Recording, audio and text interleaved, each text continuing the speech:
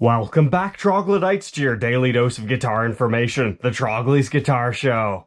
It's finally here. You guys remember about a month ago I did a video where we just custom ordered our own Fender Stratocaster through the Mod Shop. Now, you're probably seeing this almost 2 months after that, but this did arrive about 30 days later, despite them sending me an email that said, oh, we're experiencing some delays here due to, everything that's been going on this year. So even with all the odds stacked against them, it wasn't that bad of a wait, to be honest. But let's go ahead, open her up, and see how they did. Because it's not every day you get to see a custom ordered USA Stratocaster outside of the custom shop. Okay, yeah, that looks like a pretty basic white Stratocaster. Right-handed, Olympic white with an alder body, maple modern C neck with a rosewood fretboard, which we definitely have. The mint green 3-ply pickguard. That actually looks pretty nice. This has a very Yngwie-esque look to it. I wish they could have tinted the headstock a little bit though, just to kind of give it more of an aged look, since that kind of is a little bit aged. But our big upgrade are the pickups, the pure vintage 5762s. Take a look. Yep, we got our deluxe locking tuners. That's pretty nice. And a lot of people were saying, hey, did you know you got a hardtail? Of course I knew.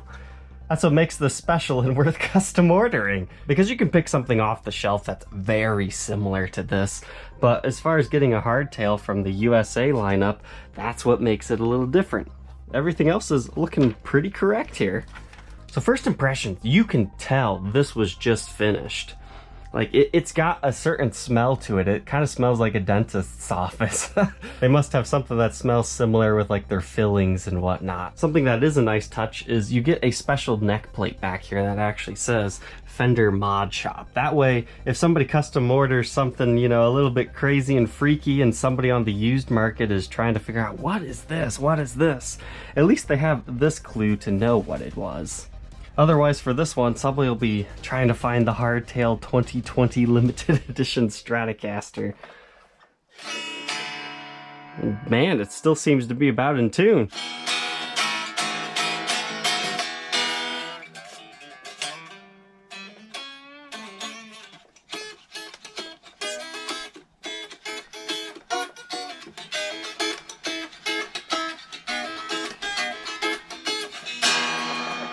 The fretwork appears to have been done really well. I'm not seeing anything too crazy. I mean, there's the plastic coating that can come off of here, so any of those micro scratches that came from them installing it, that'll go away. I'm not seeing any neck pocket cracks or anything, so as far as craftsmanship goes, I think, yeah, it's definitely worth it. And I'm impressed. They actually did the locking tuners correctly. A lot of places, even though it comes stock with locking tuners, they'll still wrap it around 100 million times. They did those correctly. So cool. I guess if you really want something a little bit more custom than what they offer, I mean, the price for this thing, I think it was only, a couple $100 more than a regular USA. So I don't think it's like atrociously priced for what you get. You can say it's your own signature guitar. And it was kind of funny. I was telling you guys that they should have Antigua as an available finish. Like a week later after ordering this, Antigua happens. So now you can get Antigua Jazz Masters and stuff. So if you want to check out the Mod Shop, you can do that on Fender's website. This isn't a Fender-sponsored episode or anything. This was actually a fan-sponsored thing. He needed help getting this thing out of the country, and unfortunately Fender doesn't ship the Mod Shops to most countries outside of the US, so I'm kind of helping him out with that. I also asked you guys to send me your own Mod Shop creations within that video, and here's like the top 12 that I saw. There's this really cool silver Stratocaster, a nice silver burst Jaguar. This one, it's rather plain, but still stylish at the same time. But this one, I like it. It kind of reminds me of a 90s model. And then someone was saying, hey, this is like an Adam Jones signature one. And there's another reverse headstock with an HSH setup. Then another one that looked very similar with a more traditional setup. And this one, with the rosewood neck looked pretty nice. But this Telecaster, while being rather plain, it was kind of fancy at the same time. This one, I just like the way that it had that inbound channeled neck with the HSH setup. And this just kind of reminds me of one of those Ultra Tellies, except for this time you get the rosewood neck. So thank you everybody for submitting your creations to me. Well, cool. I hope you guys enjoyed checking that custom Fender out. Now we need to move on to 2 consignment pieces. Now these are guitars I would have never purchased myself. One of them I was kind of interested in, but we'll just have to open these things up and see what is inside. I'll be honest, don't know a lot about the history of these, so it's mainly just, you know, first impressions here today. They definitely pack this super securely. I doubt there would ever be anything wrong with this. There we go. It's kind of an interesting case. Ovation. I don't think I've ever had one of these guitars before. Quite honestly, I didn't know anything about this brand until I did the Pink Floyd guitar auction of David Gilmour's, where he had a bunch of really cool stuff, like the Breadwinner. But this one, what do we got today? Well, we got the Ovation headstock up here. That actually looks pretty nice. There we go. It's kind of a strange blobular shape, but yet at the same time it's really lightweight, like maybe too lightweight in the body. You can definitely feel all that weight in the neck. But based on first impressions here, I would say it arrived safely without any breaks, cracks, or repairs. I mean, it looks like we get a little bit of a pocket crack right there, but that's pretty common for bolt-on neck style instruments anyways. I'm curious what this is for. Must have something to do with whatever this is. But the seller told me this is the Black Ultra Cayman 2 from Ovation. Looks like we've got some sort of switches down here. Maybe that turns the pickups off and on, or potentially even changes like the phase of them, or maybe single coil, double coil, because it looks like we got a regular toggle switch right here.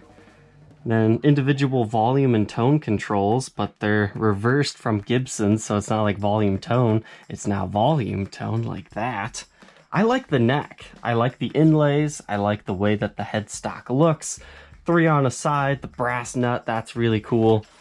The body, that's gonna take some getting used to. And cool, it looks like we even have the original owner's manual in here. Yep, that's gonna be helpful. Moving on to consignment piece number 2. Trust me, if you think that thing's weird, this one is definitely something I would have never bought myself. Just because, once again, don't know anything about it. It kind of reminds me of a project that I did once. And they're kind of cool, quirky guitars. We'll have to see if this one's any good, because I think he was telling me that it could potentially need a refret.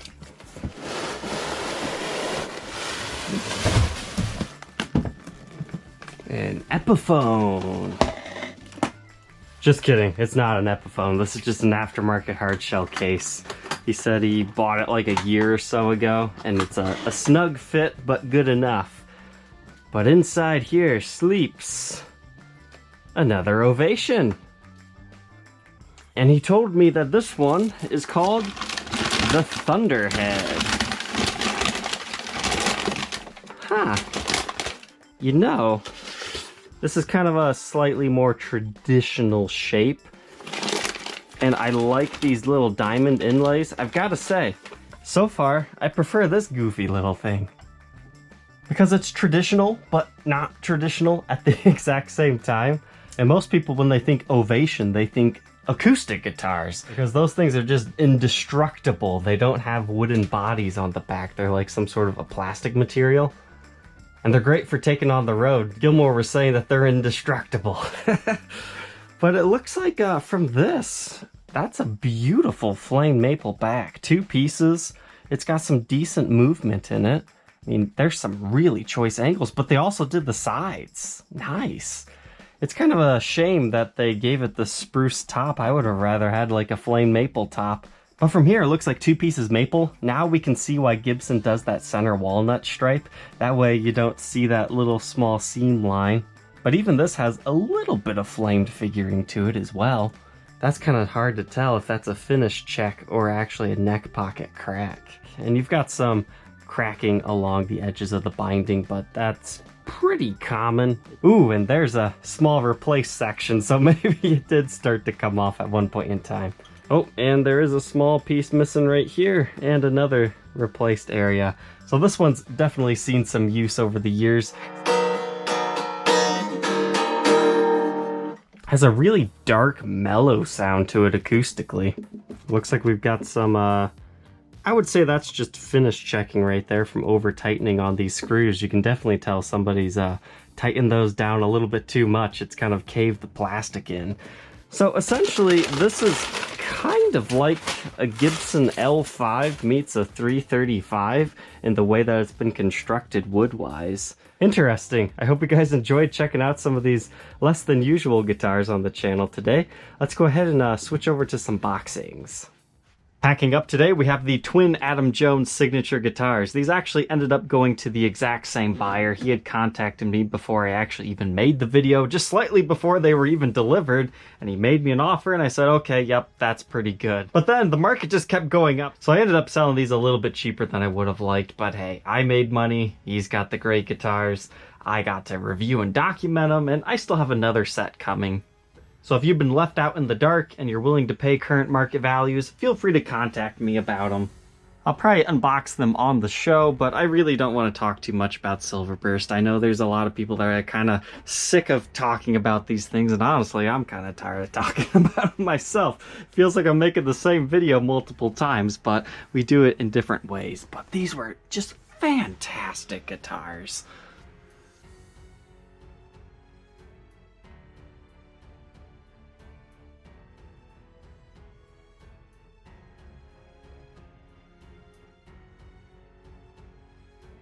Moving on here, what sleeps inside this chainsaw case? We unboxed it a few episodes ago.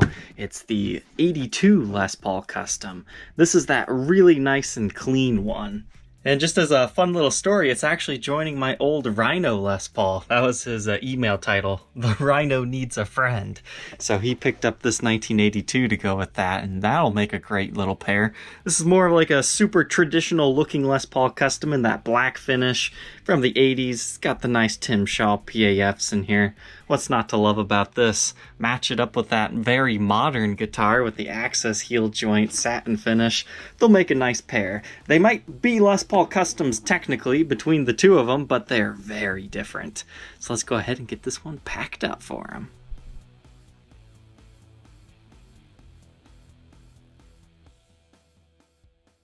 Now we've got this one, chainsaw case, so that means there's something good in here. It is the 1979 Gibson Silverburst. I just decided on this one, leave it to somebody a little bit more advanced that actually has the right tools to finish the job. So I just included the original pickups in here for them so that they could restore them if they wanted to. And this thing, it sold within 12 hours. But let's go ahead and get this beauty sent off.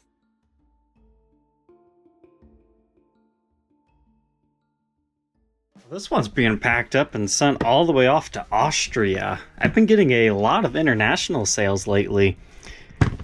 And part of that is, thankfully, UPS finally set me up with a little business account, so shipping internationally with them, you know, it went from like $12,000 all the way down to like, you know, $500 at the very, very worst. Some of like the European countries, it's almost down to like $250. It's very economical.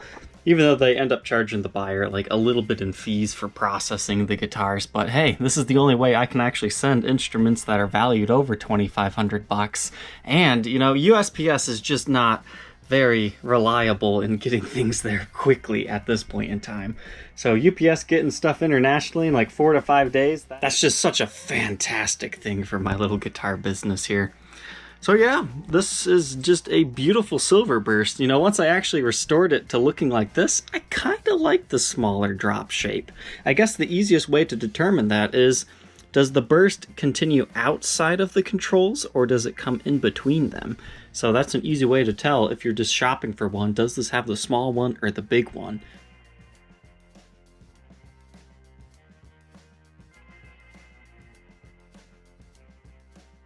Now we're packing up one of my favorite guitars. I guess since we've talked about buckethead guitars enough, I don't need to say too much about the model itself. But just kind of a, you know, fun little situation behind this one. I actually helped someone out with a very short-term consignment deal. they had to wait for their new credit card to come in, so they put a small down payment on it, and I held it for them for a week. They're very excited to get this guitar. And I just want to take this moment to say, you know, if anybody from Reverb's watching, I really wish they would bring back the layaway plan, because layaways were awesome. Because some people, they need, you know, 4 to 6 months to pay for something, and as long as it makes, you know, financial sense for the businesses to accept it, I think it's a great option for somebody to, you know, save up for a guitar. But I think the reason why they went away with it is because there were a lot of people that got upset that when they wanted to back out, that they don't actually get their down payment back. So I get why that feature was discontinued, but man, I sure do miss it, because it was nice to be able to offer that within their platform. But this was just a beautiful example of a Buckethead studio, nice and clean. Let's get it packed up. Thank you, Troglodytes, for tuning into this boxing unboxing episode. I hope you enjoyed getting to see all these many different guitars from many different brands. Don't forget to like, comment, and subscribe, and we will see you tomorrow on the next episode. Take care.